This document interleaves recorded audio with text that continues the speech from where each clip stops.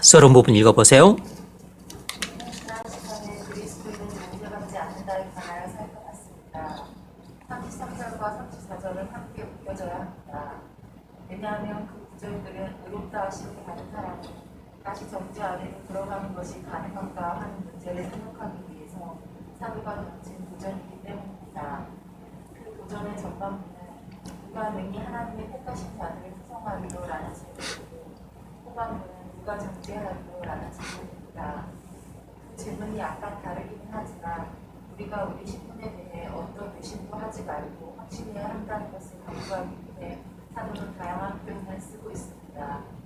사도는 우리 영혼의 원수가 우리를 넘어뜨리려고 언제나 준비 중에 있으며 계속해서 우리를 자절시키려고 하고 있음을 알고 있습니다. 사도는 우리 영혼의 원수가 우리에게서 우리의 궁극적인 구원에 대한 확신을 빼앗아가지 못하도록 보고자 합니다. 그래서 그는 우리를 돕기 위해 목회자적인 측면에서 생각할 수 있는 모든 난제들과 반대 의견들을 미리 생각하면서 질문하고 있습니다.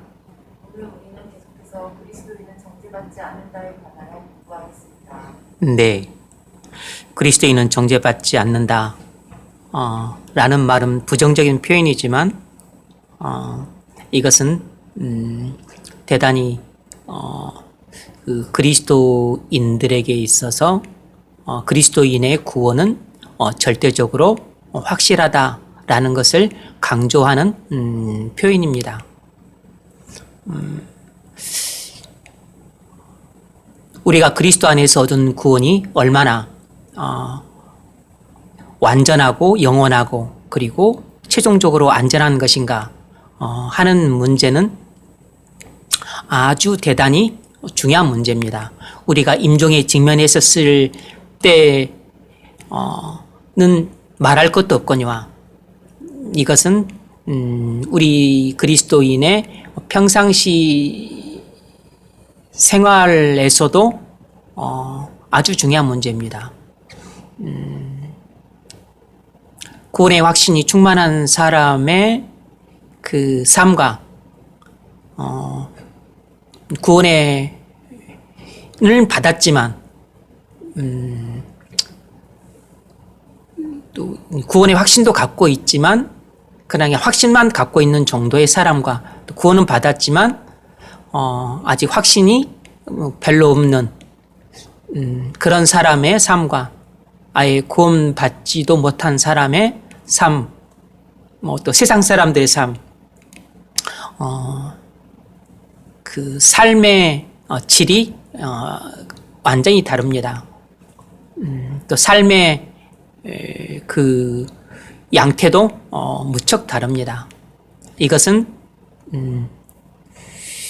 이제 단적으로 표현하자면 우리가 구원의 확신을 어느 정도로 갖고 살아가는가에 따라서 우리의 삶의 그 질이 결정된다고 말할 수 있는 것입니다. 그래서 이 구원의 확신의 문제는 우리 그리스도인들에게 있어서 아주 생명처럼 중요한 문제입니다. 로마에 있는 그리스도인들은 이미 대부분 예수를 믿음으로 구원을 받은 성도들입니다. 게다가 성령의 부으심을 받고 부흥을 체험한 성도들로 여겨집니다.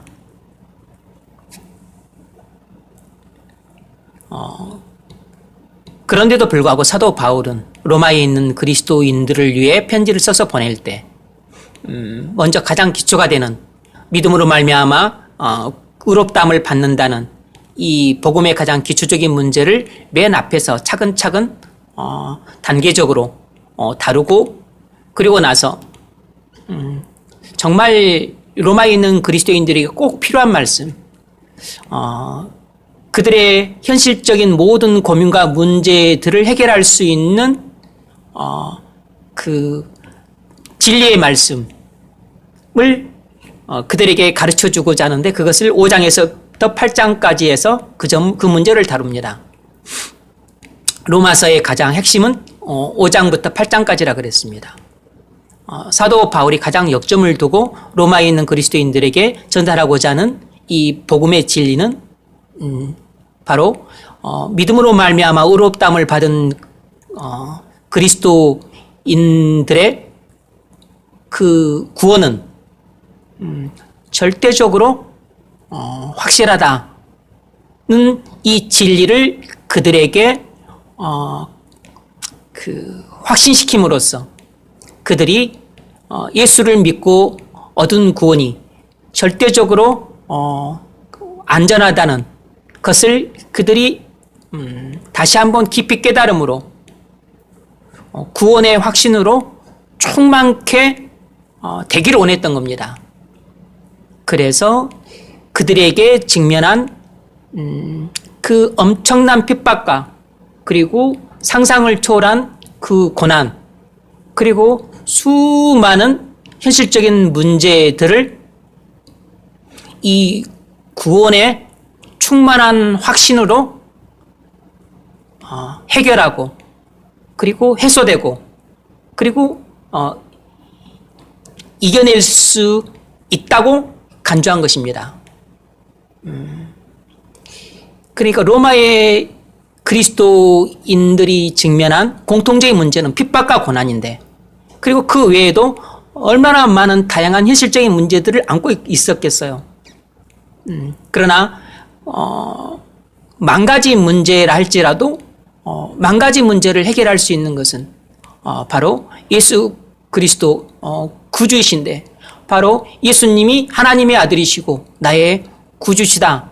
그래서 내가 구주를 믿음으로 내가 구주 안에서 얻은 구원이 어떤 구원인가를 그들이 못 보던 것을 보게 되면 그래서 계시를 열어서 그들에게 보여줌으로써 그들이 그리스도 안에서 얻은 이 구원이 구원은 받았지만 그들이 아직 다 보고 있지는 못하고 눈에 많은 부분 감겨 있으니까 볼 수 있도록 열어주고 그들이 아직 구원은 받았지만 아는 부분은 적고 모르는 부분이 많기 때문에 모르는 부분들을 알게 해주고 그리고 그들이 복음은 들었지만 진리를 또 복음을 깊이 있게 들은 것은 아니기 때문에 진리를 알지만 진리를 충분히 아는 건 아니기 때문에 복음을 폭넓게 듣게 해주고 진리를 깊게 깨닫게 해줌으로써 그들이 구원을 받았지만 흔들리고 왔다 갔다 하고 그리고 또 배교도 하고 그런 상황이었기 때문에 그들을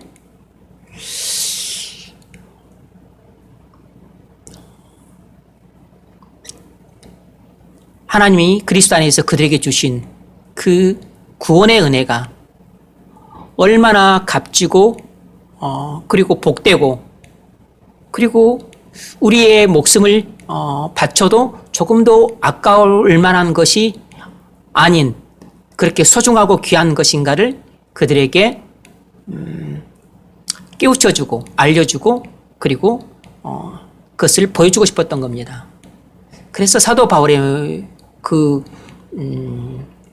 목표는 그들로 하여금 구원의 충만한 확신을 갖게 해서 현실적인 문제들을 다 해결하고 해소하고 극복할 뿐만 아니라 나아가서 순교할 때는 순교하고 또 고난받을 때는 고난받고 그렇게 해서 이 땅을 순례자로서 천성까지 끝까지 잘 걸어갈 수 있도록 돕고자 하는 목회자적인 충정에서 이 로마서를 쓴 것이에요. 그러므로 이 로마서는 우리는 로마에 있는 그린들처럼 막 엄청난 핍박과 고난을 받고 있지는 않지만 그러나 우리도 본질적으로는 많은 고민들을 안고 살고 또 고난을 당하고 있고 그리고 많은 현실적인 문제들 속에서 갈등하고 번민하며 살고 있기 때문에 이 세상에서 삶의 본질은 똑같은 것이죠. 그래서 오늘날 우리 그리스도인들에게 이 로마서 말씀이 당시 로마의 그리스도인들에게 적실했던 것처럼 우리에게도 아주 적실한 말씀인 것입니다. 그래서 이 말씀에 귀를 기울이면 우리는 우리 영혼을 구원 받을 수 있고, 그리고 구원의 확신을 충만히 가질 수 있고, 그리고 또 성령의 충만함을 받을 수 있습니다. 그런 측면에서 이 로마서 말씀은 아주 요긴한 말씀이에요. 자, 읽어보십시오. 1번 문제.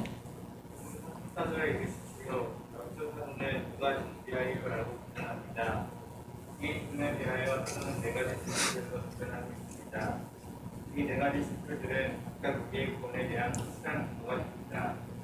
또 우리 주님의 중보적인 사역을 완벽하고 하기 위한 것입니다.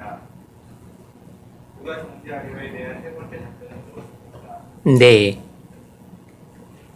사도 바울은 철두철미한 사람이죠. 그래서 예수 그리스도를 믿음으로 말미암아 의롭다함을 받은 구원은 절대적으로 안전하다라는 것을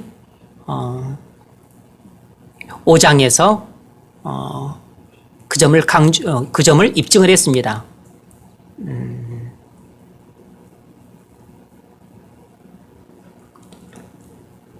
그리스도를 믿음으로 말미암아 이렇게 의롭다 하심을 이렇게 받았다 그랬습니다. 그리고 나서 그 증거하고, 그리고 6장 7장에서 이제 그 반증을 하죠. 예상되는 질문들을 던지고서 반증을 합니다. 그리고 8장에서 다시금 그 진리를 또 긍정적 측면에서 증거를 합니다. 그리고 논증을 하고, 그리고 8장 후반부에서 이것들을 다시 부정적인 측면에서 다시 한번 도전을 하죠.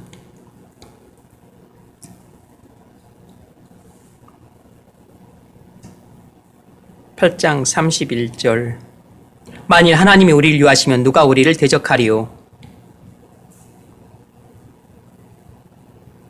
그게 첫 번째였고, 두 번째는 32절, 그리고 세 번째와 네 번째 질문이 세 번째 도전이라고 볼 수 있다 그랬습니다. 자, 누가 정죄하리요? 누가 예수를 믿음으로 말미암아 의롭다함을 받은 그리스도인을 정죄할 수 있겠는가? 정죄할 수 없다는 거죠. 정죄할 수 없는 그 근거를 네 가지를 제시합니다. 첫 번째로 죽으실 뿐만 아니라 죽으신 이는 그리스도시니, 그리스도께서 우리를 죽으셨기 때문에 우리는 정죄받을 수 없다는 거죠. 두 번째로 그리스도께서 부활하셨기 때문에 우리는 우리를 정죄할 수 없다는 것입니다. 세 번째 답변이 뭐냐면 그는 하나님 보좌 우편에 계신 자요 라는 것입니다. 세 번째 답변은 그는 하나님 우편에 계신 자요. 누가 정죄하려라는 이 도전에 바울이 네 가지로 답변을 하는데, 그 세 번째 답변이 그는 하나님 우편에 계신 자요 라는 것입니다. 바울은 이 네 가지 답변들은 전부 그리스도께서 중보자로서 우리를 위해 무슨 일을 하셨는지를 진술하고 있습니다. 그리스도께서는 우리를 위해 죽으셨고 부활하셨고, 그래서 승천하셔서 하나님 보좌 우편에 앉아 계시다는 것입니다. 그 다음에 나온 답변은 이제 우리를 위하여 중보하시는 자신이라. 그러니까 그리스도께서 중보자로서 우리를 위해 하신 일로서 전부 대답을 하고 있는 것이에요. 누가 우리를 정죄하리요? 어떤 원수들도 우리를 정죄할 수 없다는 것입니다. 이유는 그리스도께서 중보자로서 우리의 모든 죄를 지고 십자가에서 죽으셨기 때문에 우리의 모든 죄가 십자가에서 다 정죄받았다는 것입니다. 율법의 정죄를 받았다는 것이에요. 그러므로 일사부재의 원칙에 따라서 우리는 두 번 다시 율법의 정죄를 받지 않는다는 것입니다. 부활하셨다는 것이에요. 부활하셨다는 것은 하나님의 그리스도의 십자가의 속죄 제사가 하나님께 완전히 연락되었다는 뜻입니다. 그러니까 우리의 예수 그리스도를 믿는 자는 십자가에서 그리스도와 함께 죽음으로써 모든 죄에 대해서 율법의 정죄를 받았다는 것을 입증하는 것입니다. 그리스도께서 부활하셨다는 것은 죄 없으신 분이라는 것을 뜻하는 것이고, 그래서 그가 십자가에서 죽으신 것은 자기 죄 때문에 죽은 것이 아니고 우리의 죄를 대신 짊어지고 죽으신 것이고, 그는 죄 없으신 분이시라는 증거이기 때문에, 죄 없는 사람은 영원히 죽지 않기 때문에 다시 살아나는 거죠. 그래서 그리스도의 부활은 그가 죄 없는 하나님의 아들이라는 것을 증거하는 것입니다. 그래서 그리스도의 부활은 우리가 그리스도를 믿음으로 죄사함을 받고 의롭다함을 받았다는 증거가 되는 것입니다.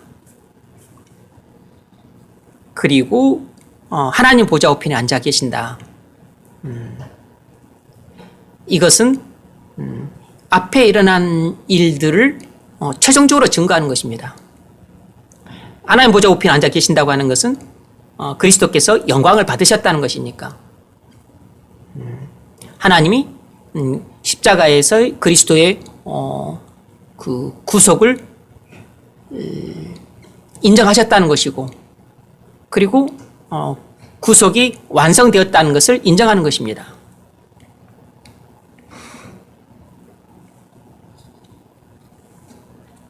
그래서 그는 하나님 우편에 계신 자요. 이 말은 사도는 우리에게 주님의 현재 지위를 상기시켜주고 있습니다. 거기 뭐가 나와 있죠? 히브리서 10장 12절부터 나와 있죠? 읽으세요. 그리스도는 죄를 위하여 영원한 제사를 드리시고 하나님 우편에 앉으사. 네. 그리스도는 죄를 위하여 영원한 제사를 드리시고 하나님 우편에 앉으셨다. 그러니까 십자가에서 피 흘려 죽으시고 부활하시고 승천하셔서 하나님 우편에 앉아 계신다는 것입니다. 베드로전서 3장 22절. 그는 하늘에 오르사 하나님 우편에 계시니 천사들과 군사들과 능력들이 그에게 복종하느니라. 아멘. 주님의 현재 지위는 하나님 보좌 우편에 앉아 계신 것입니다. 만왕의 왕으로서 온 우주를 통치하고 계신 것이죠. 그는 영광과 존귀와 찬송을 받으실 만주의 주로서 온 우주를 통치하고 계신 것입니다. 보좌는 왕권을 상징하죠. 왕권은 통치를 상징하는 것입니다. 요한복음 17장 5절. 아버지여 창세 전에 내가 아버지와 함께 가졌던 영화로서 지금도 아버지와 함께 나를 영화롭게 하옵소서. 네. 지금 주님이 하나님 보좌 우편에서 만주의 주로서 온 우주를 통치하고 계신 이러한 주인은 주님이 이 땅에 계실 때 십자가에 달려 죽으시기 전에 요한복음 17장에서 대제사장적인 기도를 한 것에 대한 하나님의 응답의 결과입니다. 주님이 이 17장 5절에서 기도했죠.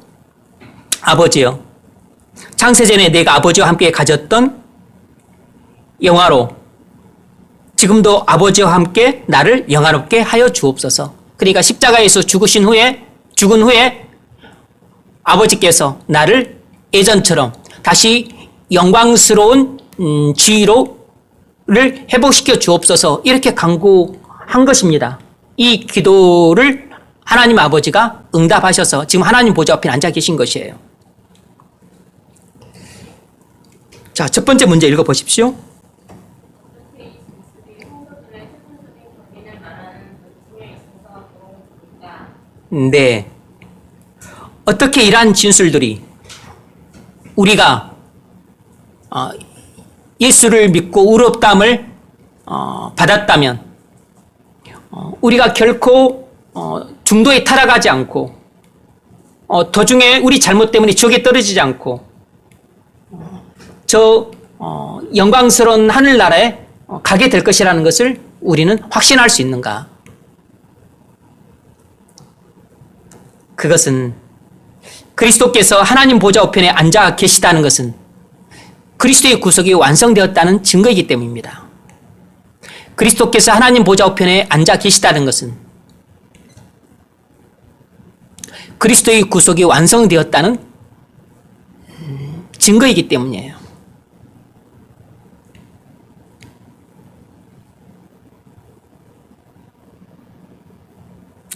그리스도께서 하나님 보좌 우편에 앉아 계시다는 것은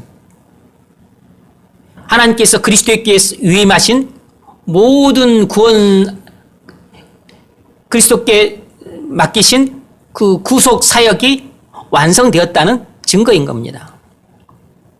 여러분, 구약에서 대제사장이 어떤 일을 하죠? 대제사장이 하는 가장 중요한 일은 딱 한 가지입니다. 대속죄일에 1년에 한 차례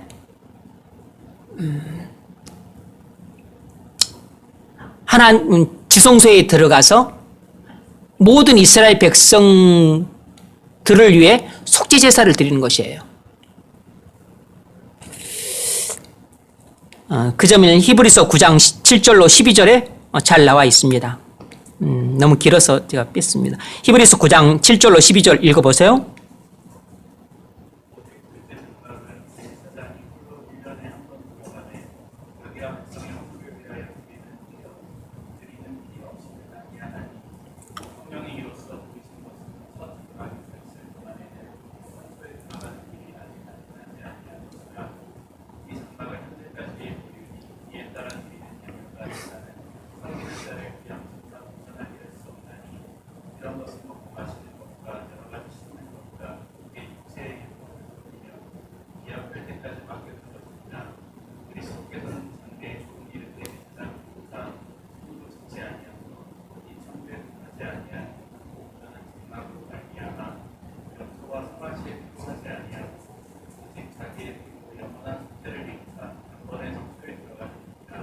아멘. 네. 이 대제사장의 사역에 관해서는 좀 설명이 필요한데, 대제사장의 가장 중요한 사역은 대속죄일에 1년에 한 차례 지성소에 들어가서 모든 이스라엘 백성들을 위해 속죄 제사를 드리는 것입니다. 대제사장 가슴에는 12지파를 상징하는 12보석이 달린 그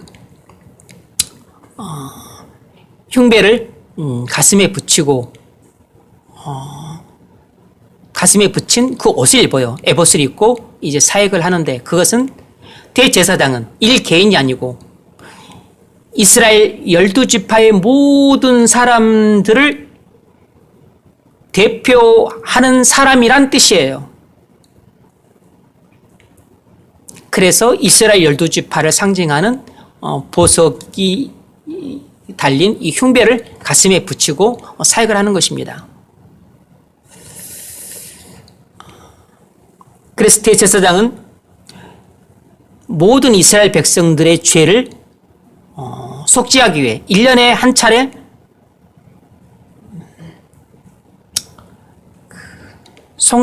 자신의 죄를 속하고 송아지의 피를 가지고 휘장을 열고 지성소로 들어가요. 이렇게 성소가 이렇게 있으면 정사각 절반은 성소고 이 왼쪽 절반은 지성소인데, 성소와 지성소를 가르고 있는 게 휘장이죠. 휘장을 열고 지성소로 들어가요. 지성소로 들어가서 그 송아지의 피를 시은좌 앞에 뿌립니다. 법궤 뚜껑이 시은좌죠.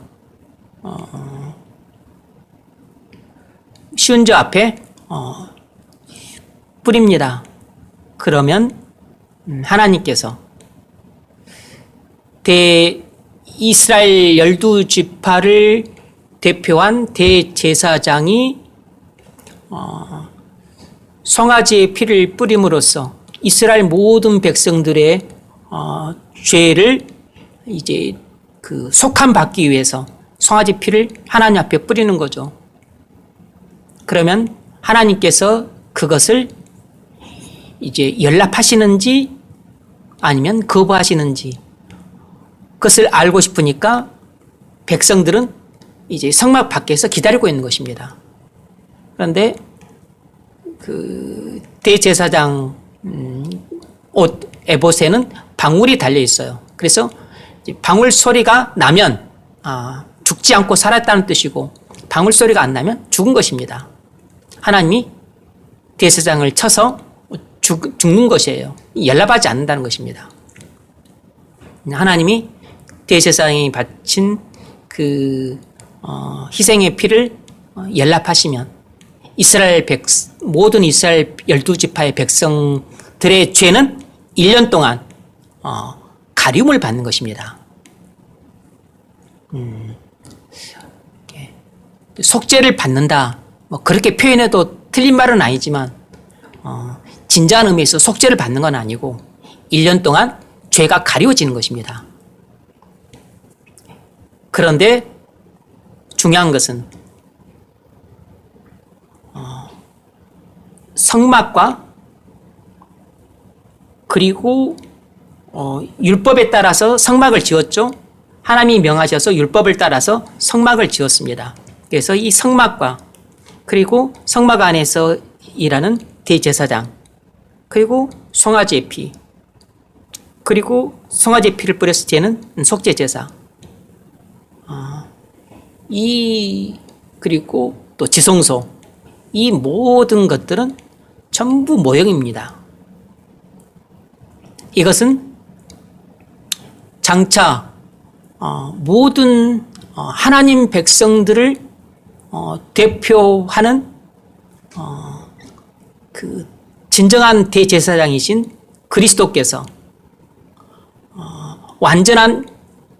그리스도께서 완전한 대제사장으로서 완전한 그 속죄 제물인 자신의 몸을 그리고 완전한 속죄를 해줄 자신의 피로 이 땅에 있는 지성소가 아니라 저 하늘의 지성소, 다시 말하면 하나님 앞에 이 지성소는 에는 법계 위에 하나님이 영광으로 이렇게 임하시고 계셨기 때문에 지성소는 하나님의 임재의 상징이죠. 하나님 임재의 상징이라고. 그런데 대제사장은 그냥 임재의 상징인 지성소로 들어가서 하나님 법계 위에 영광으로 임재해 계신 하나님 그 임재의 상징인 그곳 앞에 송아지 피를 뿌림으로써 제사를 드린 것입니다. 그런데 그리스도께서는 그 자신의 흠없고 또 점없는 그 완전한 속죄의 피를 하늘 지성소 하나님 앞에서 뿌림으로써 모든 하나님의 택함 받은 백성들의 죄를 다 속죄한 것입니다. 그러니까 이 율법을 하나님이 모세에게 준 율법을 따라서 지은 성막과 모든 제사 법도는 장차 그리스도께서 언약을 따라 오셔서 우리를 위해 하늘에서 이와 같은 완전한 속죄 제사를 드림으로 하나님 백성들이 완전히 죄사함을 얻고 제사함을 얻게 될 것이라는 것을 예표한 것이에요. 그래서 이 율법에 따라 만들어진 성막 그리고 성막에서 대제사장이 드리는 이 제사 이것들은 전부 그리스도께서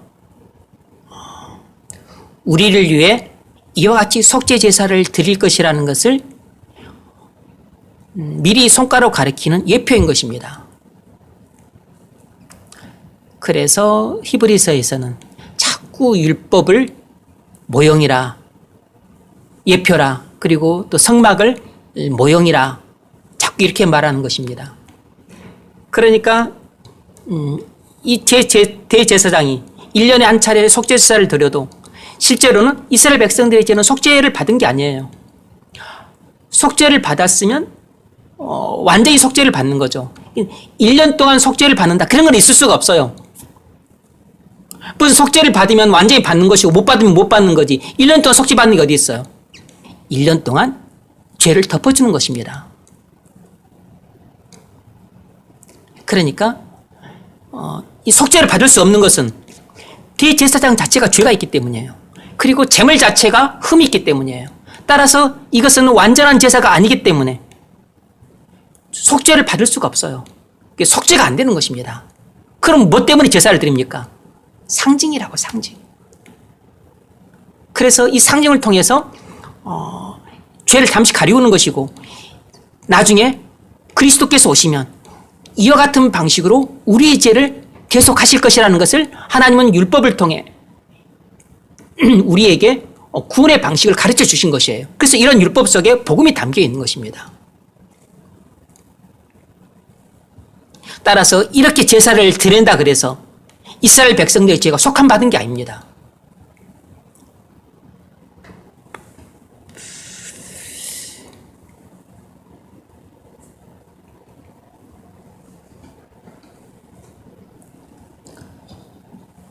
그래서 대제사장이 제사를 지내고 밖으로 나오면 이스라엘 백성들은 자신들이 다시 1년 동안 자신들의 죄가 가리움을 받고 하나님 백성으로서 하나님께서 자신들에게 복 주실 것을 믿고서 한량없이 기뻐하고 즐거워하고 감사했던 것이에요. 하나님께서 또 우리를 우리의 제사를 연락하심으로써 우리를 하나님 백성으로서 기쁘게 받아주셨구나. 그래서 하나님께서 또 우리에게 하나님 백성으로서 복을 주실 것을 확신한 것입니다. 1년 동안, 1년 동안 하나님 백성으로서 다시 복 주시고 인도하시고 우리를 보호해 주실 것을 믿고서 기뻐하고 감사하고 즐거워했던 것이에요.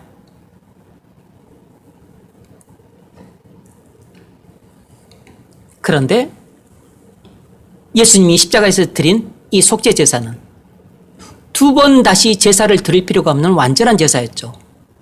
그래서 우리의 죄는 십자가에서 영원히 단번에 용서를 받은 것입니다. 그리스도께서 완전한 대제사장으로서 완전한 제물인 자기 몸을 제물로 드려서 그 염소나 황소의 피로는 없이 할 수 없는 죄를 자신의 거룩한 피로 우리의 모든 죄를 속죄했죠. 그런데 그 피를 어디서 흘렸냐면 바로 하나님 앞에서 자기의 피를 뿌리신 것입니다.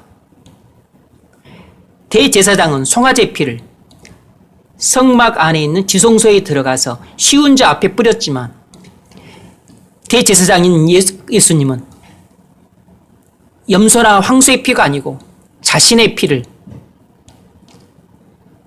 하나님 존전에 가서 하나님 앞에서 그 피를 뿌린 것이에요. 하늘에 하나님 앞에서 자신의 피를 뿌린 것이라고. 이 성막에서 이루어지는 모든 제사는 바로 그리스도께서 오셔서 이와 같이 완전한 제사를 드릴 것을 다 예표하고 있는 그림이었던 겁니다. 그래서 대제사장은 성막에서 송아지의 피를 뿌렸지만 대제사장이신 그리스도께서는 자신의 거룩한 피를 우리의 죄를 속죄하기 위해 하늘 지성소에 들어가서 하나님 앞에서 자신의 피를 뿌리신 것이에요. 그래서 우리의 죄를 완전히 속죄하신 것입니다. 그래서 우리의 죄는 그리스도의 피 뿌림으로 말미암아 영원히 단번에 속죄받은 것이에요. 그래서 두 번 다시 제사를 드릴 필요가 없게 된 것입니다. 그래서 이것을 인칭표가 바로 그리스도께서 죽으셨다가 다시 살아나신 것이에요. 너는 죄 없는 내 아들이다 라는 것을 하나님이 인쳐주신 것이고, 그리고 너의 십자가에서의 그 피 뿌린 완전한 너의 피 뿌린 속죄 제사가 완전할 뿐만 아니라 내가 그것을 기쁘게 흠양했다 라는 것을 온 천하에 공개적으로 선언하신 행위예요.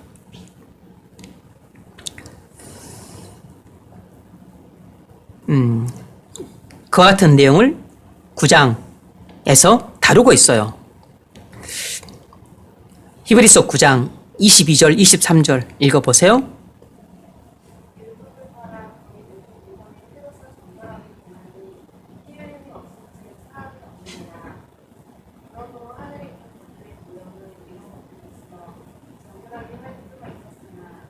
네, 하늘에 있는 것들의 모형이란 바로 성막을 말하는 것입니다. 그리고 대제사장, 흠이 있는 대제사장이 흠이 있는 짐승 제물로서 드리는 속죄 제사, 이것들이 전부 모형이에요. 계속 읽으세요.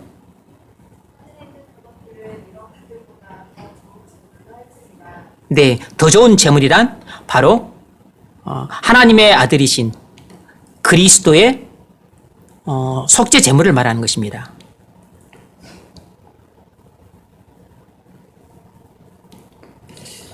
지성소는 하나님이 자기 백성을 만나 주신 장소예요.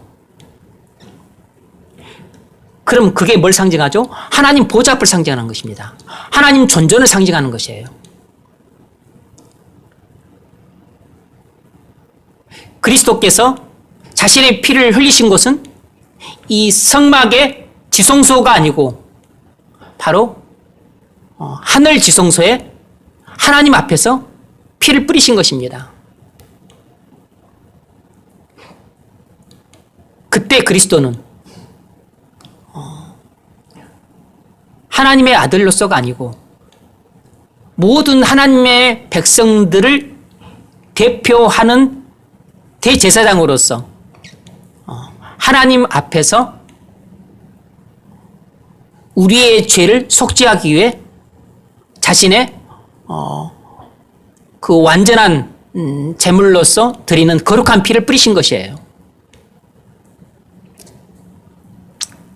지성소가 하나님께서 자기 백성들을 만나주신 장소였던 것처럼 바로 하늘 지성소, 하나님 보좌 앞에서 하나님 아버지가 우리 하나님 백성들을 대표하는 그리스도를 만나주신 것입니다. 바로 그리스도께서 대제사장이 시운자 앞에서 송아지 피를 뿌린 것처럼 하나님 앞에서 그리스도께서 자신의 피를 뿌리신 것입니다. 그래서 하나님이 그 그리스도의 속죄 제사를 연락하신 것이에요. 그래서 우리의 모든 죄가 십자가에서 다 도말되어진 것입니다.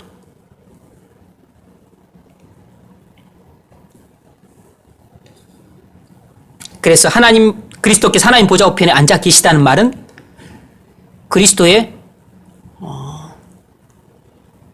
구속 사역이 완성되었다는 증거입니다.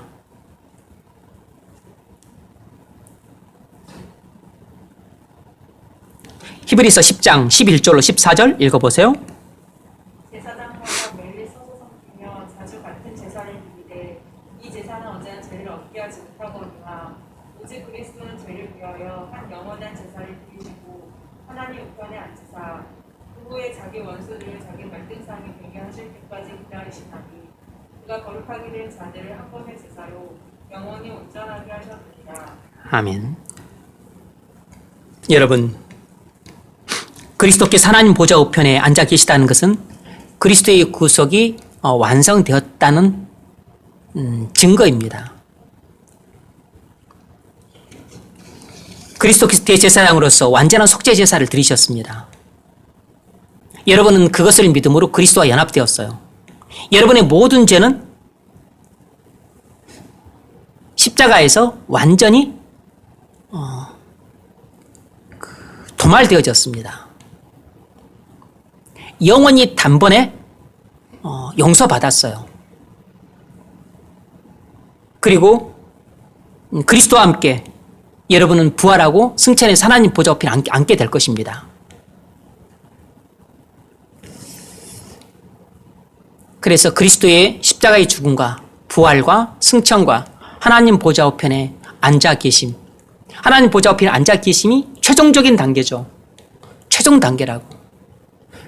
그래서 우리는 그리스도의 십자가의 그 죽으심으로 흘리신 피가 우리의 모든 죄를 대속하신 그 피라는 것을 믿음으로 그리스도와 연합이 되면 우리는 그리스도 안에서 그리스도와 함께 죽고 그리스도와 함께 살고 그리스도와 함께 승천해서 그리스도와 함께 하나님 보좌 우편에 앉게 되는 것입니다. 이것이 그리스도 안에서 자동적으로 이루어지는 것이에요.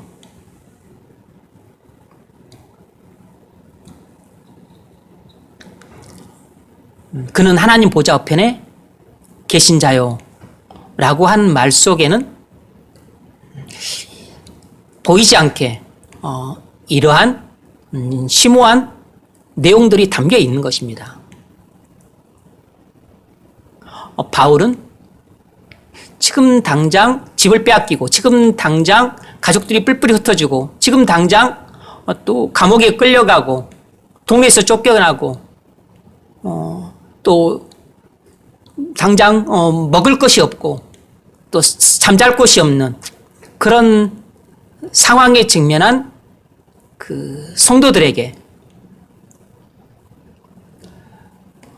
밥을 주는 것도 아니고 또 감옥에서 해방시켜 주는 것도 아니고 유협을 없애주는 것도 아닌 그리스도는 하나님 보좌 앞에 앉아 계신 자다. 이런 한가하게 들릴 만한 이야기를 하고 있는 겁니다.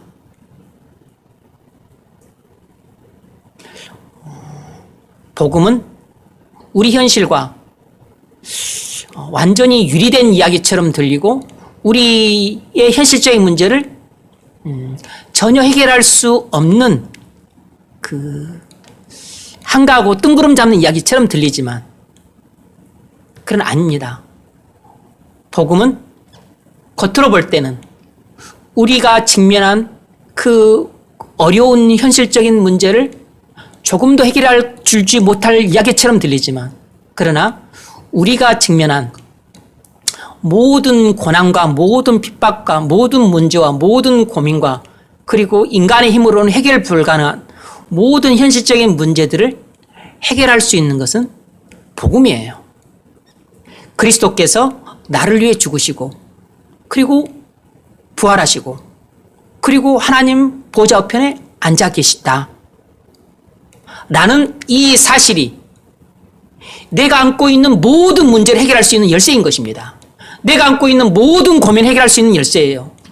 내가 아무리 발버둥쳐도 해결할 수 없는 이 현실적으로 해결 불가능한 문제를 해결할 수 있는 열쇠가 바로 그리스도께서 나의 모든 죄를 지고 십자가에서 죽으셨다. 그리고 부활하셨다. 그리고 하나님 보좌 앞에 앉아 계신다. 라고 하는 이 복음이 내가 직면한 모든 현실적인 문제를 해결할 수 있는 열쇠입니다.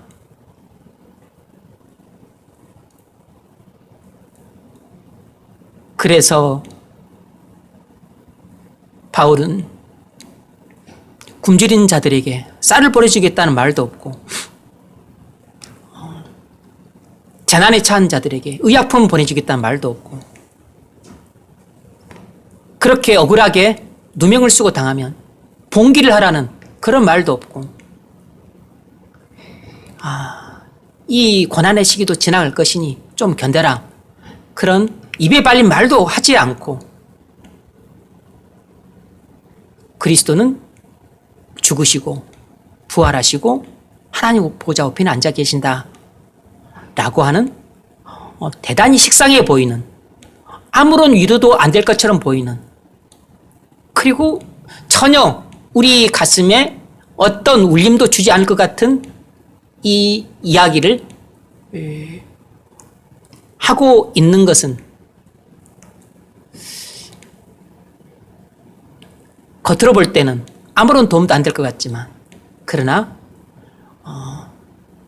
이 그리스도께서 중보자로서 나를 위해 행하신 이 일을 내가 정확히 알고, 그리고 내가 확실하게 믿고, 그리고 내가 그 속에 담겨 있는 놀라운 비밀들에 대해서 눈이 열리면, 내게 직면해 있는 고난과 핍박은 내가 그리스도의 중보적인 구속 사역을 통해서 얻은 구원에 비하면 세 발의 피고 조적지혈이고, 그리고 그것은 아주 티끌같이 사소한 문제에 지나치지 않는다는 것을 보게 되는 것입니다. 내가 지금 살고 죽는 문제가 내게 있어서 지금 가장 큰 문제처럼 대두가 되고, 지금 가족들과 사랑 가족들과 뿔뿔이 흩어져야 되고, 집을 빼앗기고 직장을 빼앗기고 내가 지금 사자의 밥이 되고, 그리고 내가 지금 억울하게 누명을 쓰고 사람 손깍지를 받으면서 죽게 되고 있는 이런 억울한 상황에서 누가 나를 이 억울함에서 억울함을 해결해 줄까 하는데, 억울한 누명을 쓰고 죽든 이런 문제들이 내가 그리스도를 믿음으로 말미암아 의롭다함을 받아서 그리스도 안에서 얻은 구원에 비하면 이런 것들은 너무나 지엽적이고 너무나 사소하고 그리고 너무나 가벼운 문제라는 것을 보게 해주는 것입니다. 그래서 로마서 8장 18절에서 말했던 것처럼 현재의 고난은 장차 우리에게 나타날 영광과 촉히 비교할 수 없도다. 바울이 로마의 그리스도인들에게 깨닫게 해주고 싶었던 건 바로 이것이에요. 그러니까 지금 우리가 복음을 통해서 깨달아야 될 것은 현재의 고난은 장차 우리에게 나타날 영광과 촉히 비교할 수 없도다. 이것을 깨닫는 것입니다. 이 계시가 열려서 우리가 이것을 보는 것이에요. 이것이 바로 구원의 확신으로 충만해질 때 깨닫게 되는 진리입니다. 바울은 고난과 핍박 가운데 있는 로마의 그리스도인들에게 이 복음을 전함으로써 성령의 역사를 통해 그들이 이러한 놀랍고도 엄청나고도 그리고 이 값진 진리를 깨달음으로써 그들에게 직면한 모든 현실적인 문제들을 해결하고 그리고 극복할 수 있기를 바랬던 것이에요. 그래서 바울은 이 한편의 설교로서 100명의 사람들의 망가진 문제들을 해결할 수 있었던 겁니다. 여러분도 이 복음을 통해서, 이 로마서 복음을 통해서 여러분들이 안고 있는 10가지 문제를 이 복음으로 다 해결할 수 있는 겁니다.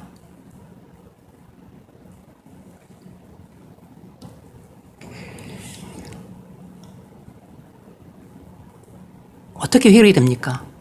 믿음으로 해결이 되는 거죠. 우리가 이 복음을 믿으면 믿음으로 나머지 모든 많은 부분의 문제들은 문제 자체가 없어져 버립니다. 해소가 되는 거죠. 사라져 버리는 것입니다. 그리고 또 나머지 일부 문제들은 믿음으로 해결할 수 있어요. 그리고 나머지 또 일부 문제들은 그것들을 참고 견디고 극복해 갈 수 있는 것입니다. 자, 두 번째 문제 읽어보세요. 구절에는 또한 구름이 잠겨 있습니다. 그리스도께서 하나님의 우편에 앉아 계시다는 것은 우리에게 어떤 교훈을 줍니까? 네. 크게 6가지를 말할 수 있는데, 첫 번째는 그리스도께서 하나님 우편에 앉아 계시다는 것은 어떤 의미를 갖고 있는가? 어떤 교훈을 주는가? 첫 번째는 그리스도의 사역이 완성되었다는 것을 말해 줍니다.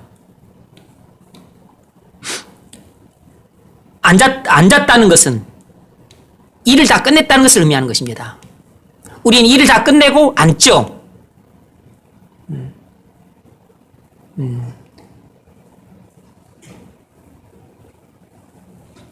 두 번째는 우리 지위가 변경되는 것은 불가능하다는 것입니다. 그리스도께서 행하신 일은 우리를 위해 완전한 사역을 행하신 것이에요.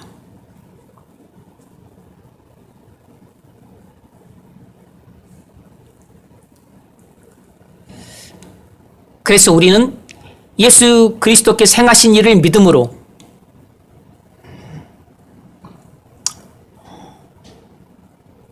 우리는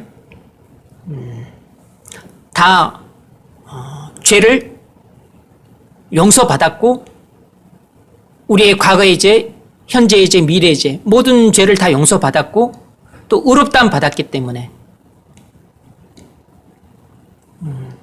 어느 누구도 우리를 정죄할 수 없는 것입니다. 그래서 우리는 그리스도와 함께 이미 하나님 보좌 우편에 앉아 있어요.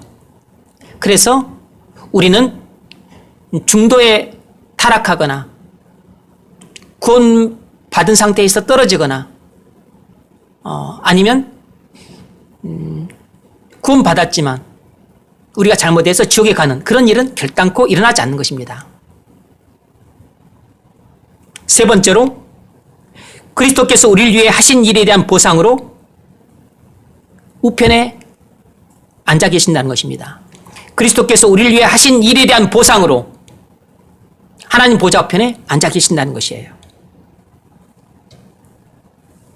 빌립보서 2장 8절로 11절 읽어보세요. 하나님의 모양으로 나타났다 저희를 약속하시고 우리까지 구성하셨으니 곧 십자가에 죽으십니다.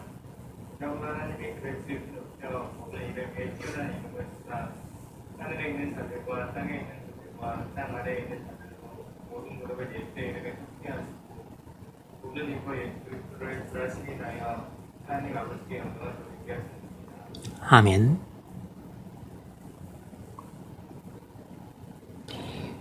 네 번째는 주님의 사역이 하나님을 만족시켰다는 것입니다. 하나님이 주님이 하신 일을 기뻐하셨기 때문에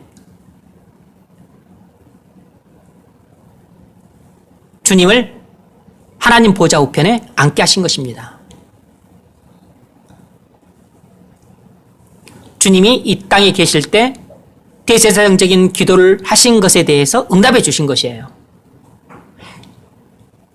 하나님이 명하신 속죄사역을 완전히 이루셨기 때문에 하나님이 그 속죄사역을 완성하신 주님을 기뻐하심으로 그가 구한 대로 하나님 보좌 우편에 앉게 해주신 것입니다. 다섯 번째로 그리스도께서 하나님 보좌 우편에 앉아 계시다는 것은 그리스도가 만왕의 왕이란 뜻입니다. 만주의 주라는 선언이에요. 로마서 14장 9절 그리스도께서 죽었다가 다시 살아나셨으니 곧 죽은 자와 산 자의 구가 되려 하십니다. 아멘. 그리스도는 죽은 자와 산 자, 그러니까 모든 사람의 하나님이시라는 것입니다. 마태복음 28장 읽어보세요. 더 나와 말씀하여 이르시되 하늘과 땅의 모든 권세를 내게 주셨으니 그러므로 너희는 가서 모든 민족을 제자로 삼아 아버지와 아들과 성령의 이름으로 세례를 베풀고 내가 너희에게 분부한 모든 것을 가르쳐 지키게 하라.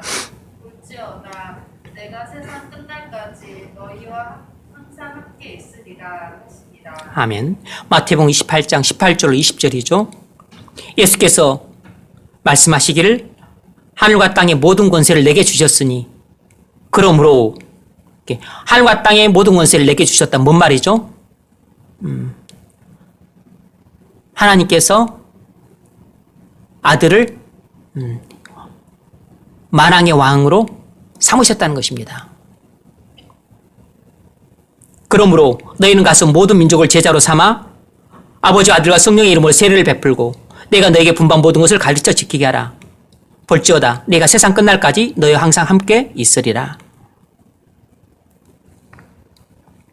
그래서 지금 예수님은 만왕의 왕으로서 온 우주 만물을 통치하고 계신 것입니다.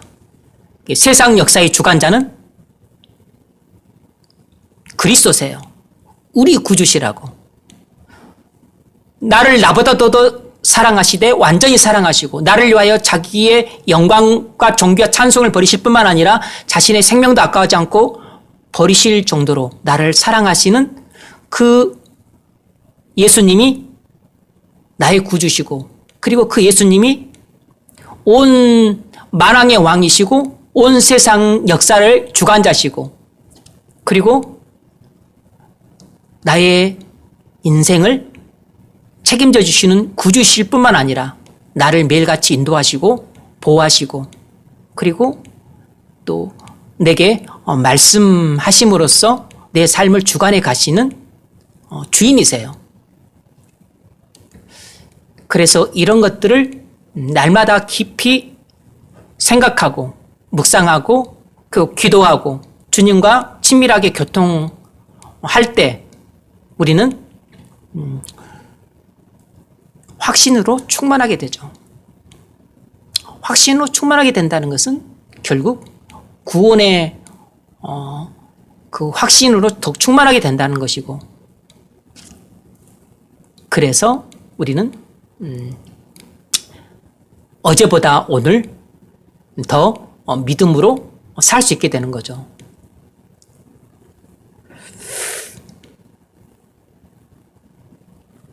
여섯 번째로, 그리스도께서 하나님 우편에 앉아 계시다는 것은 어떤 교훈을 주는가? 우리가 하나님의 영광에 거하게 될 것을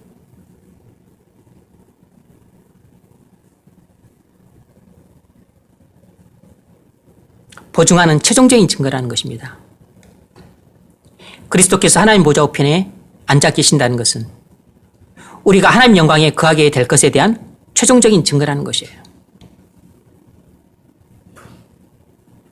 하나님이 그리스도를 보내서 새하늘과 새 땅을 들여오라고 말씀하실 때까지 그리스도께서 하나님 보좌 우편에 앉아 계실 겁니다.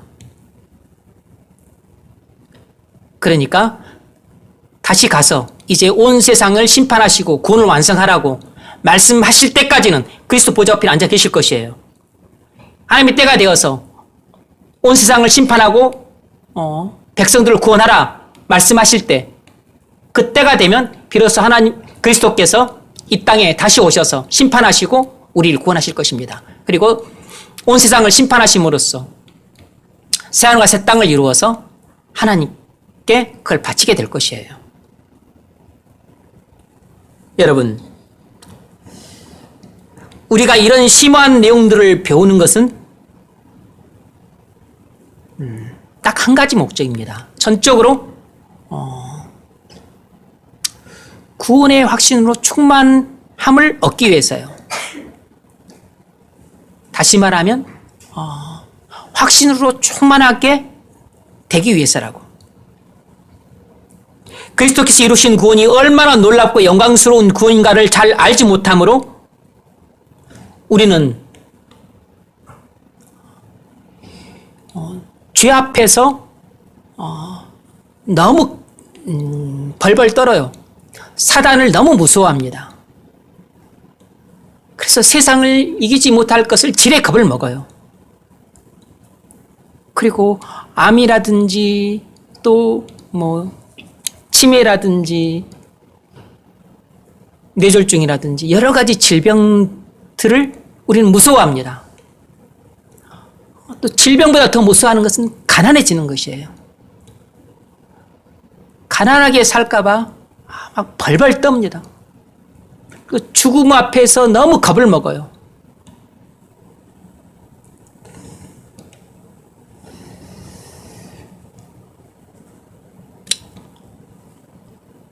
우리가 구원의 확신이 없게 되면 이런 원수들 앞에서 우리가 작아지게 됩니다.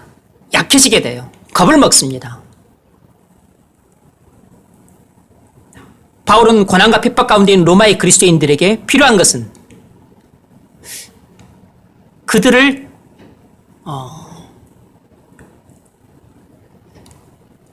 핍박에서 해방시키는 것이라고 생각하지 않았습니다.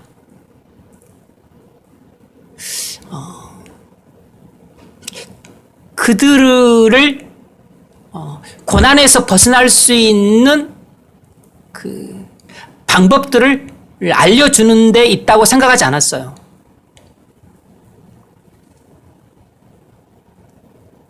바울이 이 고난과 핍박 가운데 있는 로마의 그리스도인들에게 가장 필요한 것은 믿음이라고 봤던 겁니다. 믿음을 견고하게 세워주기 위해서 내가 이 편지를 쓴다고 1장에서 밝히고 있어요. 내가 너희들에게 믿음을 견고하게 해주기 위해서 내가 이 편지를 쓴다 그랬습니다. 그들에게 확신을 주기 위해서 지금 이 십자가의 복음을 전하고 있는 겁니다. 그들에게 정말 필요했던 것은 바로 믿음으로 말미암아 의롭다함을 받은 이 구원 안에 담겨 있는 천국의 놀라운 비밀들을 그들이 알아야 될 만큼 아는 것입니다. 봐야 될 만큼 봐야 되는 것이고 깨달아야 될 만큼 깨닫는 것이에요. 바울은 로마에 있는 그리스도인들이 가장 필요한 것은 구원의 충만한 확신이라고 봤던 겁니다.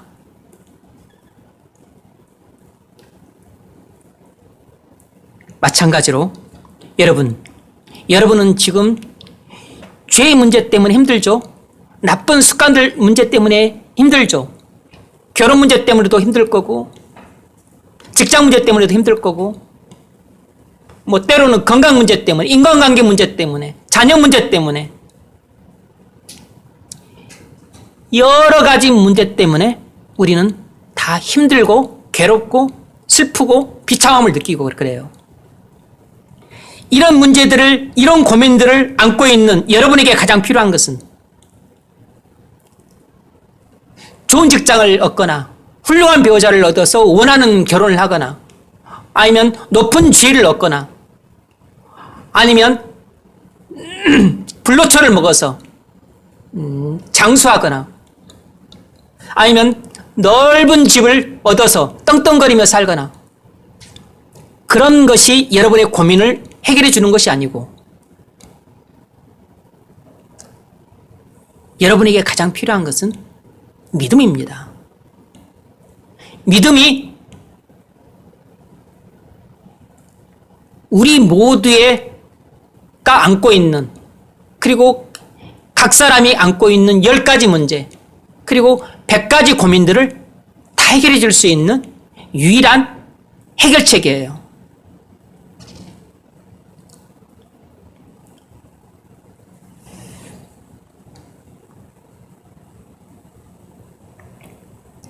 여러분이 이 땅에서 원수들과 싸워서 승리하고 사명을 충성스럽게 감당하려면 믿음으로 충만해야 됩니다. 구원의 확신이 차고 넘쳐야 돼요.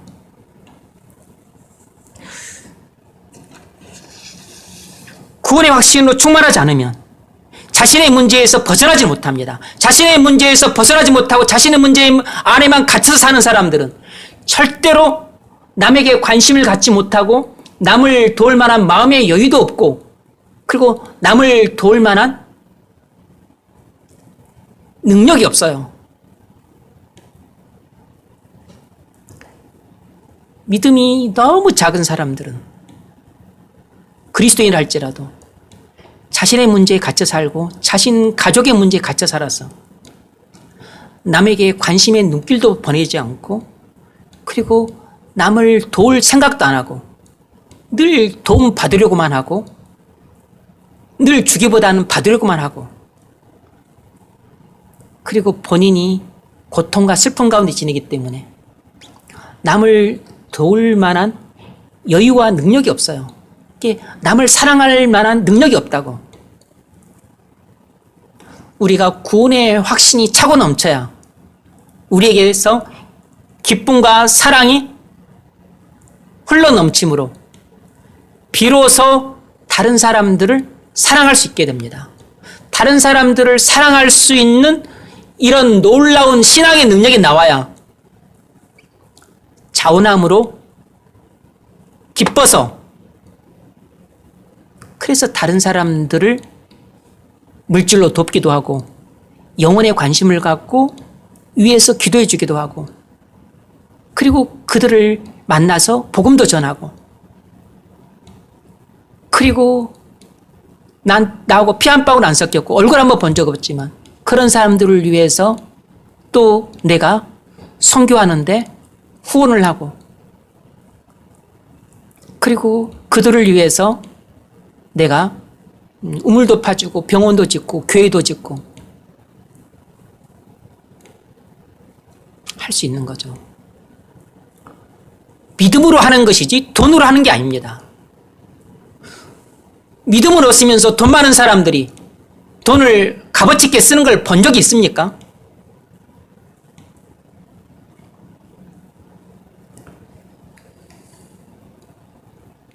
믿음을 없으면서 돈 있는 사람들 돈 쓰는 걸 보십시오.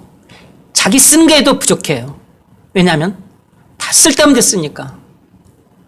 사치하는 데 쓰고, 허영하는 데 쓰고, 자기 욕망 만족시키는 데 쓰고, 집 넓히는 데 쓰고, 차 가는 데 쓰고, 자녀 옷 좋은 브랜드 있는 것 입혀가지고 폼 잡는 데 쓰고, 좋은 유치원 보내고 좋은 학교 보내고 놀러 다니고 여행 다니고. 여러분, 아무리 돈 많이 벌어도 부족합니다. 모자라요. 언제 그런 돈 가지고 얼굴 한번 본 적 없는 사람들을 위해서 돈을 쓰겠어요? 내 피부치도 아닌 사람들을 위해서, 내가 그들의 영혼을 위해서 내가 선교할 이유가 뭡니까? 내가 편안한 삶을 살고 있는데 편안한 삶을 등지고서 내가 그곳 가서 뭐하러 땀을 흘리고 눈물을 흘리고 그들과 함께 부둥켜 안고 사냐고. 그런 일은 믿음이 있어야만 가능한 것이에요.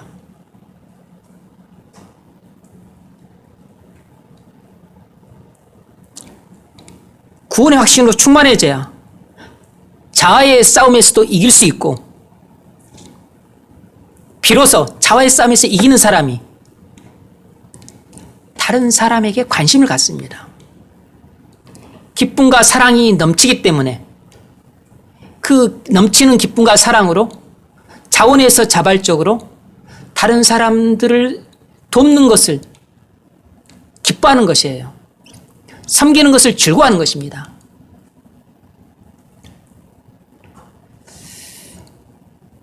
그래서 자원에서 기뻐하며 다른 사람들을 사랑할 수 있어요. 기독교를 사랑의 종교라고 하는데, 그런데 그 사랑은 전부 믿음에서 나오는 거잖아요.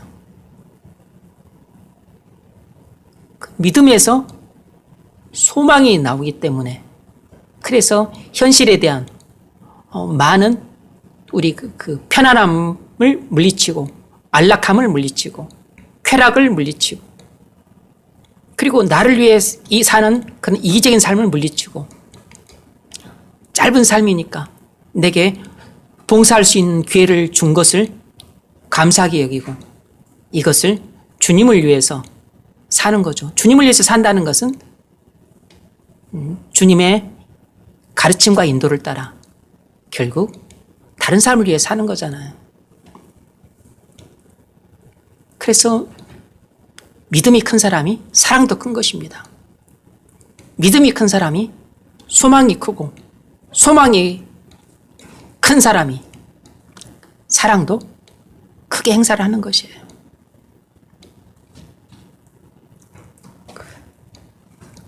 여러분, 사랑하는 삶을 살려면 구원의 확신으로 충만해져야 됩니다. 믿음이 아주 커야 돼요.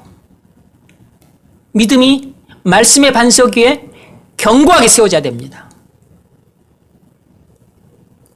그래서 완전히 자아를 이길 수 있어야 돼요. 완전히 나를 잊어버려야 됩니다.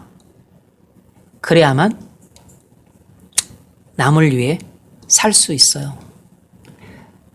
나의 관심이 나한테 국한되고 내 안에 머물러 있고 그리고 오직 나와 내 가족에게만 관심이 국한되어 있다면 우리는 다른 사람에게 관심을 가질 수도 없고 그리고 다른 사람들을 도울 수는 있죠. 뭐 내가 돈이 좀 있으니까.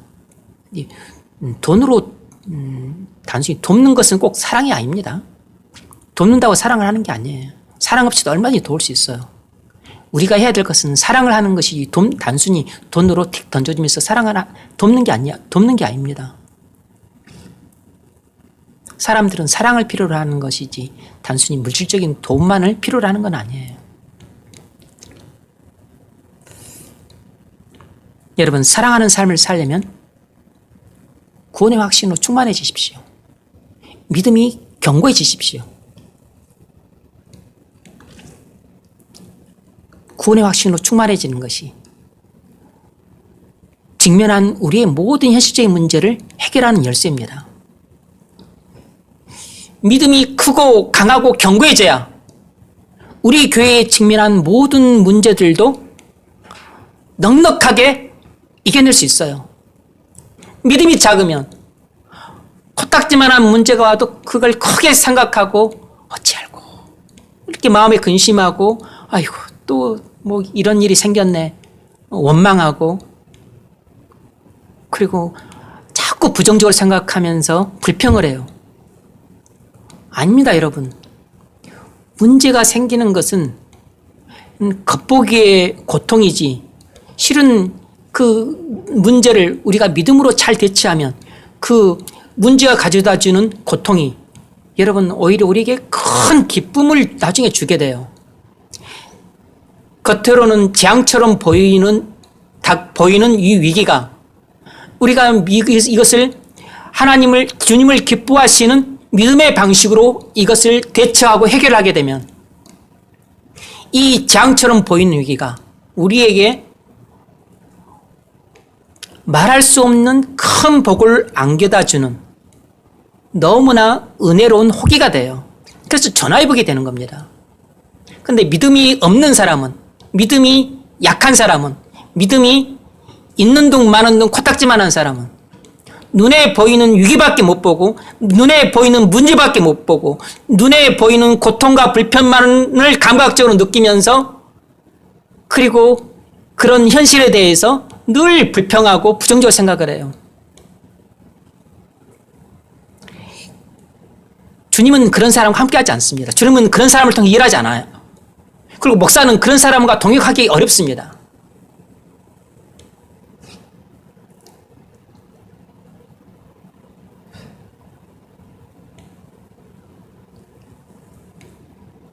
문제가 와도 문제는 현상일 뿐이고 하나님은 이것을 통해서 우리가 믿음으로 대처함으로써 이 문제를 믿음으로 대처하기를 바라시고 믿음으로 대처하게 되면 문제는 우리에게 많은 유익을 가져다 주게 돼요. 고통스러운 문제를 우리가 잘 대처하게 되면 이것은 우리에게 엄청난 기쁨과 즐거움을 안겨다 주는 일로 바뀌게 됩니다. 재앙처럼 보이는 일도 우리가 믿음으로 대처하게 되면 이것은 없었더라면 큰일 날 뻔한 우리에게 엄청난 복을 안겨다 주는 은혜로운 기회가 돼요. 그래서 믿음이 중요한 것입니다. 그리스도께서 중보자로서 나를 위해 무슨 일을 하셨는가를 똑똑히 아는 게 중요해요. 그것을 믿는 게 중요합니다. 그리스도께서 완전한 대제사장으로서 완전한 제물이신 자신의 몸을 그래서 피를 흘려서 하나님 앞에 뿌림으로 완전한 속죄 제사를 들이셨고 하나님께서 그것을 기쁘게 연락하셨다. 그래서 그리스도께서 부활하시고 승천하시고 하나님 보좌 우편에 앉으셨다. 그래서 그가 하나님 보좌 우편에 앉으신 것은 그가 나를 위한 모든 구속 사역을 완성하셨기 때문이다. 이런 진리들을 붙잡고 이런 말씀의 터 위에 우리 믿음의 집을 든든히 세워가는 것이 중요한 것입니다. 그렇게 말씀을 붙잡고 있을 때 성령께서 역사를 하시면 우리에게 진리가 깨달아짐으로 큰 확신이 오고 또 큰 기쁨이 찾아오고 그리고 큰 감격들이 찾아와요. 그렇게 되므로 우리 힘으로는 만들어낼 수 없는 놀라운 사랑의 능력이 우리 안에 생기게 되는 겁니다. 우리는 본디 죄 악으로 가득 찬 본성을 갖고 있는 사람들이라 다른 사람들을 사랑할 수 있는 능력이 태생적으로 없어요. 우리는 우리 자신을 사랑할 뿐 다른 사람들을 미워하고 싫어하고 달갑지 않아 하기 때문에 나한테 불편을 주고 고통을 주는 사람들 좋아하지 않기 때문에 근본적으로 사랑하지 않습니다. 사랑할 수 있는 능력은 성령께서 믿음을 통해 역사하실 때만이 내 심성이 바뀌어서 사랑할 수 있는 것이에요. 사랑하지 않으면 우리는 하는 모든 일들이 귀찮고 힘들고 괴로워요. 말씀 읽는 것도 괴롭고 기도하는 것도 괴롭고 헌금하는 것도 괴롭고 가르치는 것도 괴롭고 뭐 전도하는 것도 괴롭고 누굴 또 어디 선교 나가는 거 그거 엄청 괴롭지. 그리고 선교비 보내는 것도 괴롭고 선교 나가는 거 그럼 그딴 거 못하죠. 내가 몰디브 여행은 내가 12번을 갈지라도 뭐하러 내가 뭐 땀 흘려가면서 말라리아 걸려가면서 내가 그런데 선교를 가겠어요. 믿음을 하는 것입니다. 믿음으로. 나의 구원을 절대적으로 믿음으로 확신이 되면 질병도 겁이 안 나고 가난도 겁이 안 나고 내 장유도 겁이 안 나고 그리고 죽음도 겁이 안 나는 것입니다. 우리 현실적인 문제를 해결할 수 있는 열쇠는 믿음입니다. 그래서 오직 의인은 믿음으로 말미암아 살리라 그런 것이에요. 자, 적용 좀 읽어보십시오.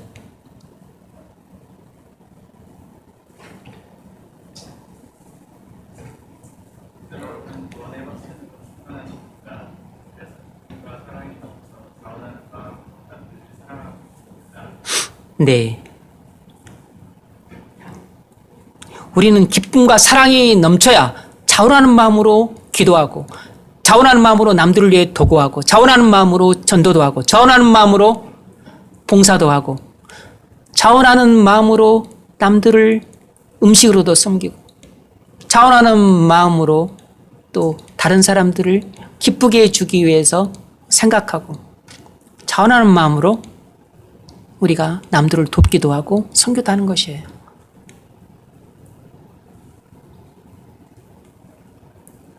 여러분, 우리가 사랑이 넘치면 할 일이 정말 많습니다. 할 일이 정말 많다고. 왜냐하면 우리 주변에 있는 그 죄인들은 다 사랑을 필요로 하거든요. 우리 주변에 있는 대부분의 사람들은 다 도움을 필요로 해요.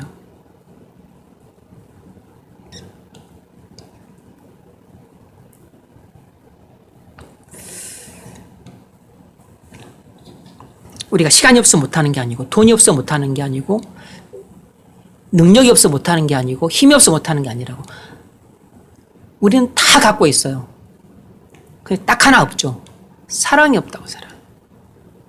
딱 하나 없습니다. 믿음이 없어요. 믿음. 그래서 우리가 믿음만 있으면, 그래서 믿음에서 나오는 그 사랑만 있으면 우리는 뭐든지 다 할 수 있습니다.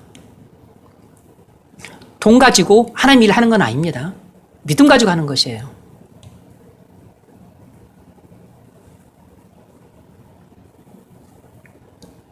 네 번째 문제 읽어보십시오. 네, 그는 우리를 위하여 간구하시는 자신이라. 이렇게 바울은 답변하고 있습니다. 그는 우리를 위하여 간구하시는 자신이라.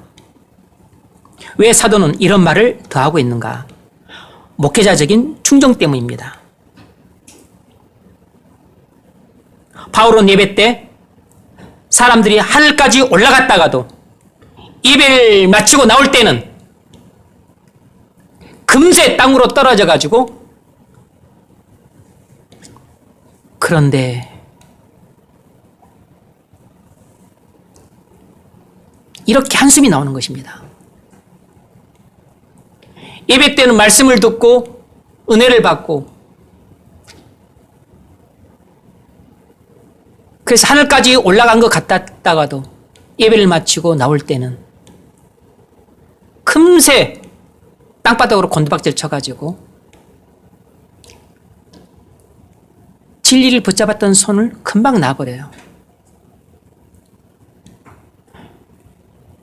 뭔가 충만해졌던 그 마음이 금세 텅 비게 됩니다. 그리고서 들었던 말씀을 자신의 현실에 적용을 못 시킵니다. 그리고 자신의 현실은 또 다른 세계라고 생각하면서 고민에 빠지는 것이에요. 여러분, 그것은 믿음으로 사는 게 아닙니다. 믿음으로 사는 것은 오늘 내가 들었던 말씀을 나의 지금 현실에 그대로 적용시키는 것이 믿음이에요. 그것이 바로 행함이 있는 믿음입니다. 행함이 있는 믿음이 바로 의롭다함을 받는 믿음이에요. 그리고 행함이 있는 믿음을 가진 사람, 이렇게 오늘 들은 말씀을 바로 지금 내 현실에 그대로 적용을 시켜서 행동으로 옮기는 사람, 이 사람의 기도를 하나님은 들으세요. 바로 이 사람이 의인이기 때문에, 의인의 강구는 역사님이 큰 민이라 라고 하는 말씀, 야고보서 5장 말씀이 바로 이 경우에 해당이 되는 것입니다.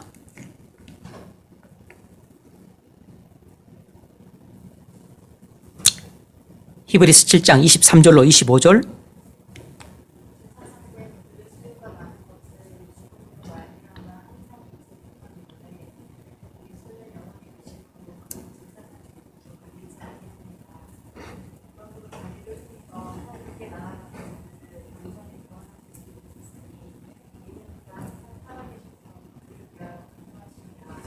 아멘.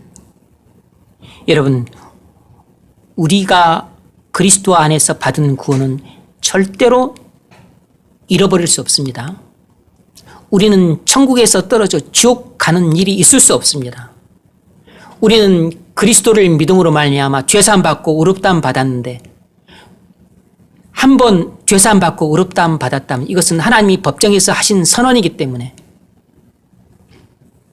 또 우리가 죄를 짓거나 나쁜 습관에 빠진다 할지라도 우리는 다시 하나님의 진노를 사거나 아니면 지옥에 떨어지는 그런 일은 없어요.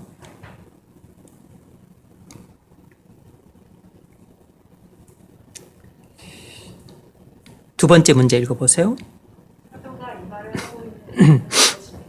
네, 바울이 이 말을 하고 있는 의도는 뭔가? 첫 번째로 이 말은 상징적인 표현입니다. 그는 우리를 위하여 간구하시는 자신이라. 구약 제사에서는 지나간 죄가 기억되기도 하고 송사가 다시 주어질 수도 있었습니다. 왜냐하면 죄가 가려지는 거니까. 죄가 완전히 사함받은 게 아니에요. 그래서 그들은 날마다 제사를 드렸습니다. 매년 속죄 제사를 드렸어요.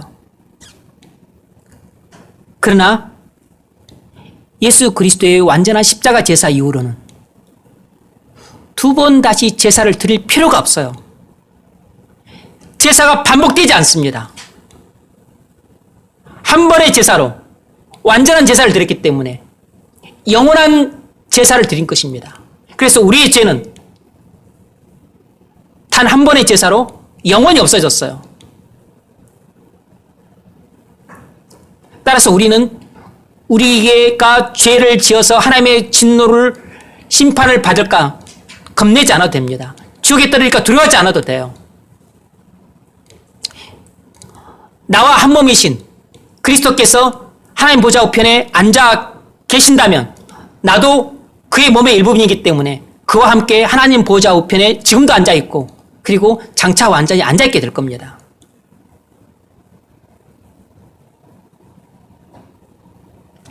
요한복음 5장 24절 내가 진실로 진실로 너희에게 이르노니 내 말을 듣고 또 나 보내신 이를 믿는 자는 영생을 얻고 심판에 이르지 아니하나니 사망에서 생명을 얻느니라. 아멘. 요한복음 5장 24절 내가 진실로 너에게 이르노니 내 말을 듣고 또 나 보내신 이를 믿는 자는 영생을 얻었고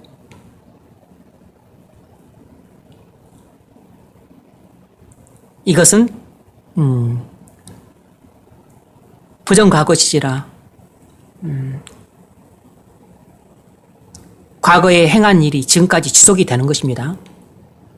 그 상태가 지속이 되는 것이에요. 영생은 단번에 얻는 것입니다. 그리고 영원히 지속되는 것이에요.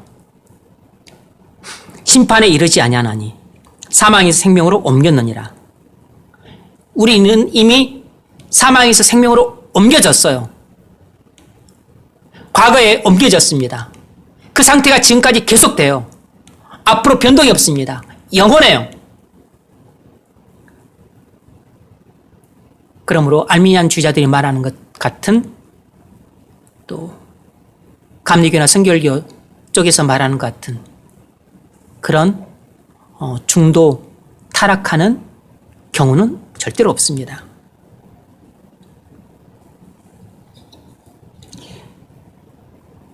두 번째로 우리에게 국률이 풍성한 대제사장이 있음을 알게 하기 위한 것입니다.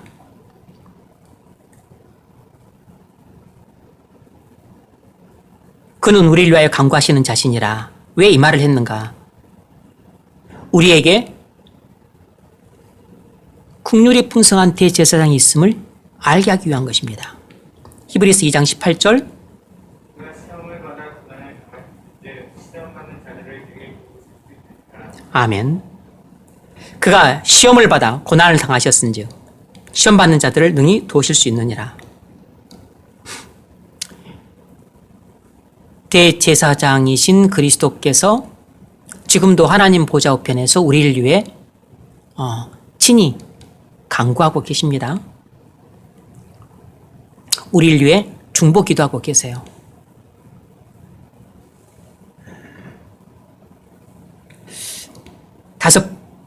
세 번째로 그리스도는 자기 백성들을 위해 자기 죽으심의 효력들을 안전하게 보장한 일을 계속하고 있다는 것입니다. 그리스도는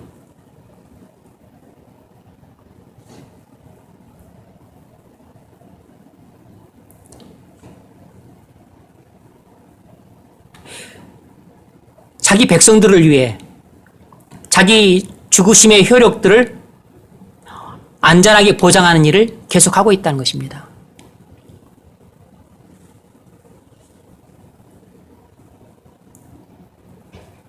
무슨 말인고 하니 그리스도께서 의의 값을 지불하시고 죄의 값을 지불하신 그 구원 사역이 안전하게 계속될 수 있도록 지금도 대제사장으로서 우리를 위해 간구하실 뿐만 아니라 우리를 눈동자같이 지켜주고 계신다는 것이에요. 히브리서 4장 16절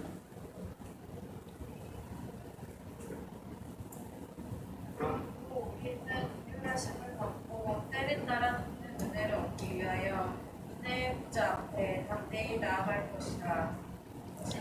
아멘. 네. 우리가 하나님 앞에 나아갈 때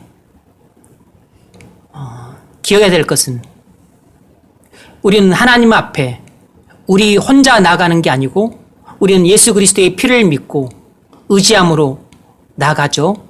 죄사함 받고 의롭다함을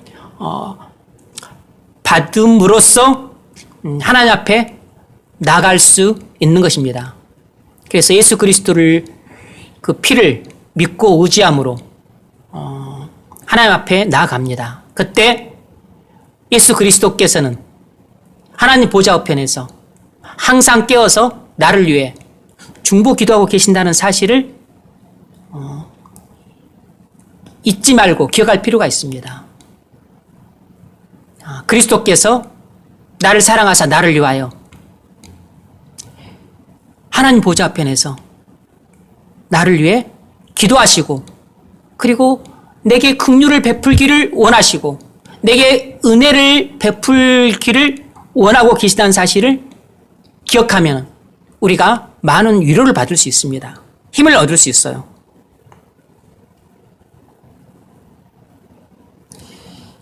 주님이 하나님 우편에 앉아 계심으로 우리는 하나님 아버지께 우리가 자녀이기 때문에 그렇지 않아도 긍휼을 얻을 수 있지만 우리 주님이 하나님 보좌 우편에 앉아 계시기 때문에 우리는 더욱더 긍휼을 풍성히 얻을 수 있는 거죠. 우리는 하나님의 자녀이기 때문에 하나님 앞에 나갈 때 얼마든지 은혜를 받을 수 있는 자격과 권리가 있지만 그러나 무엇보다 더 하나님의 독생자이신 예수님이 하나님 우편에서 우리를 위해 항상 변호하시고 우리를 위해 강구하시고 그리고 우리에게 더 많은 은혜를 베풀고자 하시기 때문에 우리는 더 풍성한 은혜를 받을 수 있다는 사실을 기억하게 되면 우리는 더 힘을 받을 수 있습니다.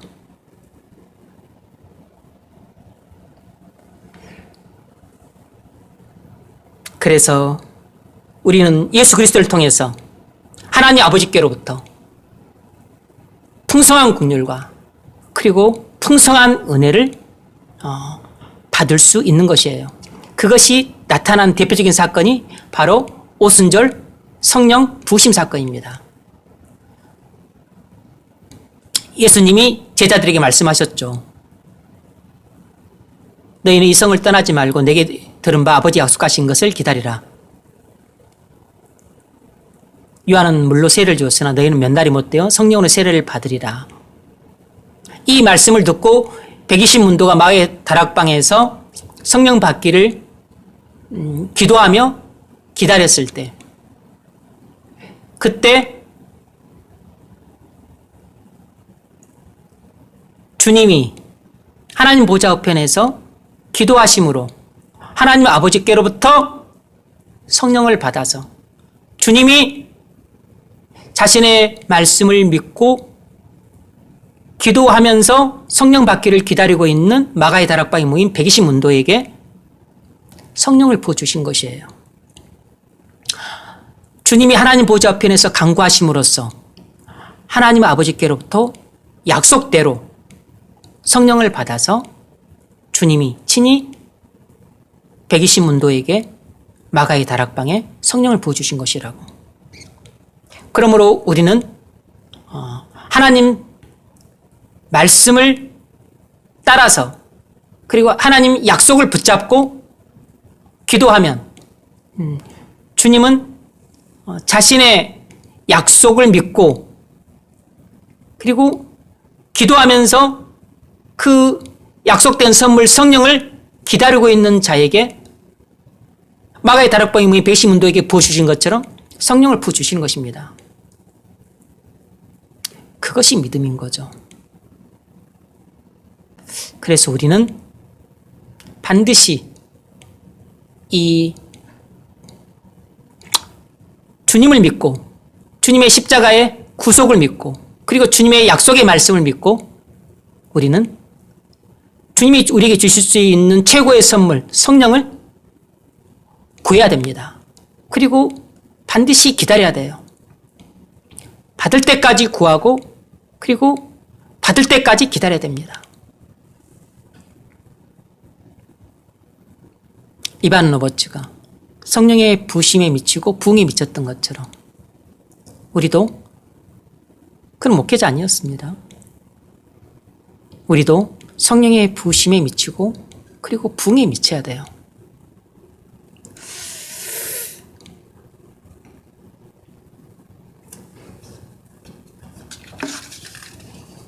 에베소서 1장 3절 읽어보세요. 소망이보다 하나님 곧 우리 주 예수 그리스도의 아버지께서 그리스도 안에서 하늘에 속한 모든 신령한 복을 우리에게 주시되. 아멘. 찬송하리로다. 하나님 곧 우리 주 예수 그리스도의 아버지께서 그리스도 안에서 하늘에 속한 모든 신령한 복을 우리에게 주셨다 그랬습니다. 하나님 아버지께서는 오직 그리스도 안에서만 하늘에 속한 모든 신령한 복을 우리에게 주십니다. 예수 그리스도를 믿고 그 약속의 말씀을 믿는 자에게만 신령한 복을 주세요. 에베소 4장 7, 8절. 각 사람에게 그리스도의 선물의 분량대로 은혜를 주셨나니 그러므로 이르기를 그가 위로 올라가실 때에 섭섭했던 자들을 사로잡으시고 사람들에게 선물을 주셨다. 아멘. 그리스도께서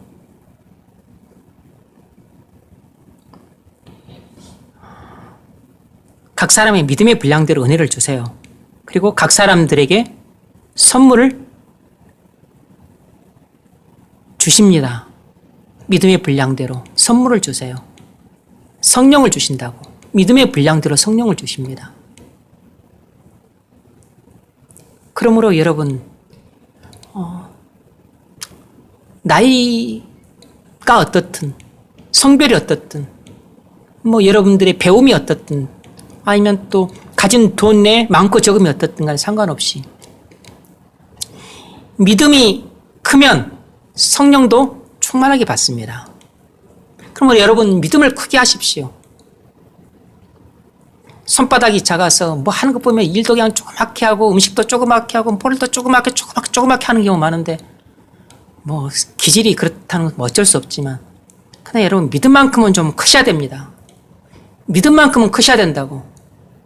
믿음이 큰데 여러분 무슨 여러분들이 피 흘려야 되는 것 아니고 돈 드는 것 아니고 세금 나가는 거 아니잖아요. 믿음을 크게 하십시오. 지금 거듭나지 않았어도 하나님 제 좀 거듭나게 해주세요. 구원받게 해주세요. 그런 기도만 머무지 말고 좀 큰 포부를 가지십시오. 큰 꿈을 가지라고. 그래서 크게 기도하십시오. 제가 비록 이런 상태에 있지만 하나님께서 은혜를 주시면 저를 통해서 이런 일도 하실 수 있을 줄 압니다. 가족 구원뿐만 아니고 동료나 친구들 구원뿐만 아니고 100명, 1000명 많은 영혼들을 구원하게 해 주옵소서. 그리고 제가 이런 사람들을 봤는데 이런 사람들은 도움이 많이 필요한 것 같습니다. 제가 이런 사람들을 많이 도울 수 있게 해 주옵소서. 좀 꿈을 크게 가지십시오. 꿈을 크게 가지라고. 그래야지 크게 기도를 하십시오. 그래야 하나님이 그런 사역을 위해서 준비하고 있는 그 사람을 위해 하나님이 성령을 부어주실 것 아닙니까? 성령을 부어주시되 충만하게 부어주실 것 아닙니까? 은혜를 부어주시되 은혜의 소낙비를 부어주실 것 아닙니까? 은혜의 소낙비를 부어주시되 석 달 열을 장마비같이 부어주실 것 아닙니까? 좀 꿈을 크게 가지십시오.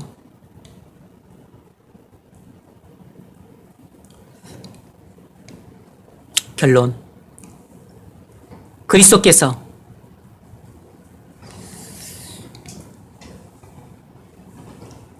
하나님 우편에 계시고 우리를 위해 간구하신다.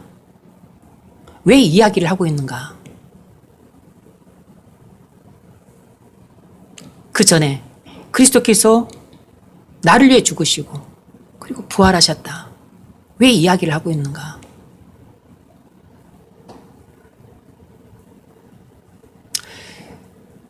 하나님의 아들 예수께서 나를 위해 행하신 일을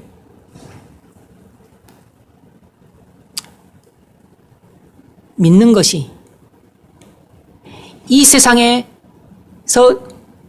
직면한 모든 문제를 해결할 수 있는 열쇠라는 것입니다.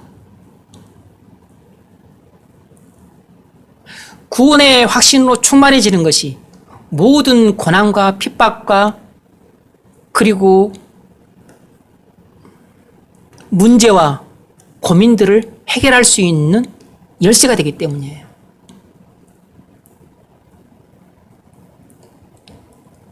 왜냐하면 오직 의인은 믿음으로 말미암아 살리라 했기 때문입니다. 그리스도인은 믿음으로 살지 고난이 있으면 못 살고 고난이 없으면 잘 사는 그런 사람이 아니기 때문입니다. 돈이 많으면 잘 살고 돈이 없으면 못 사는 그런 사람이 아니기 때문이에요. 질병에 걸리면 그냥 울며 살고 건강하면 웃으며 살고 그렇기 때문이 아닙니다. 그리스도인은 믿음으로 살기 때문에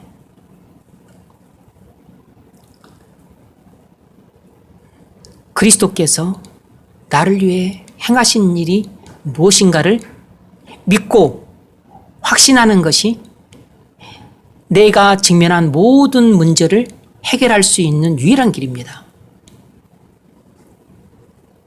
그것이 바로 내가 믿음으로 사는 것이에요.